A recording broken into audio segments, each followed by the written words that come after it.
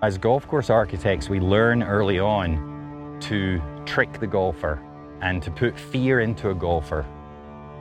My name is David McLeay-Kidd and I am a golf course designer.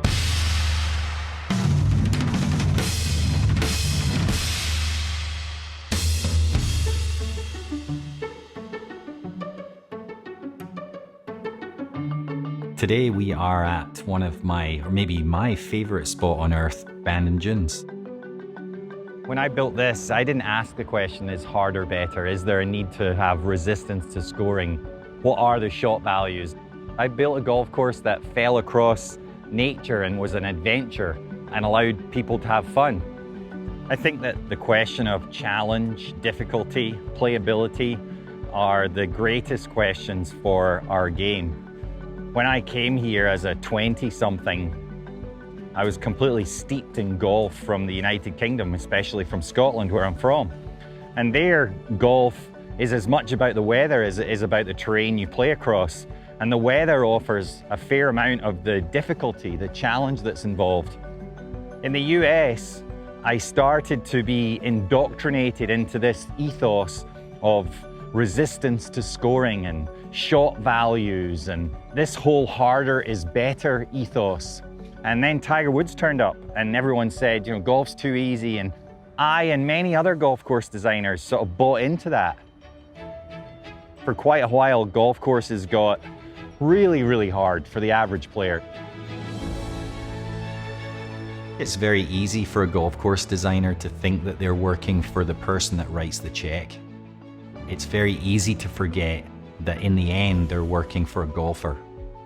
Golf course architects learn early in their profession that there are these tricks they can play to deceive the golfer, to make him misjudge distance, misjudge angles, to put fear in their hearts by showing them disaster at every turn. And golf course architects see it as a badge of honor to create those things, and I did too.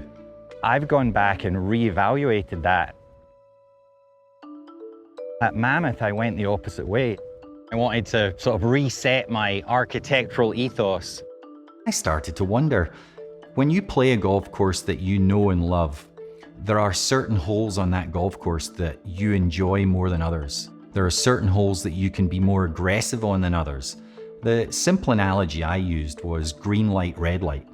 When I play my home club, I know that there are 6 at most holes on the golf course that I would consider green light holes. I feel confident, I can go for it, I can make birdie reasonably easily. Those are the fun holes.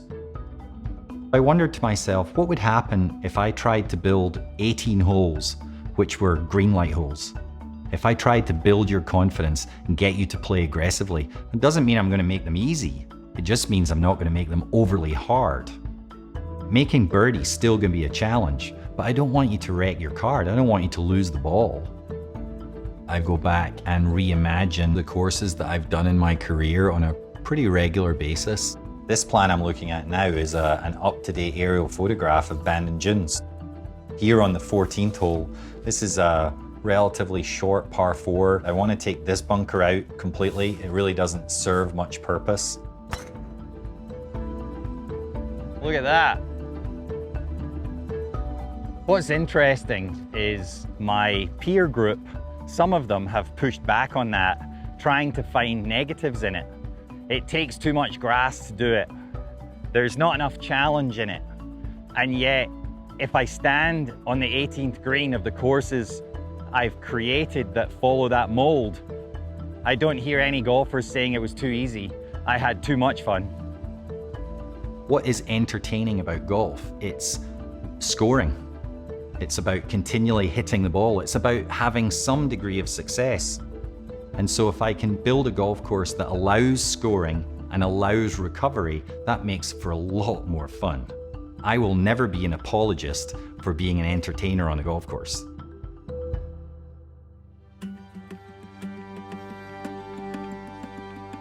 It's not that hard today in the social media connected world we live in to build a golf course and have it lauded for a year or 2 or maybe even 3.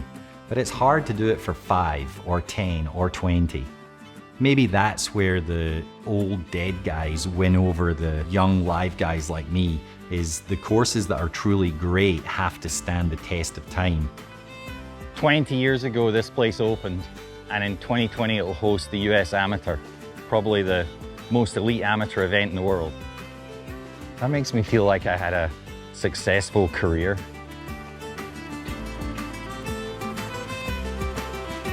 That doesn't look bad, does it? It's a pretty good view.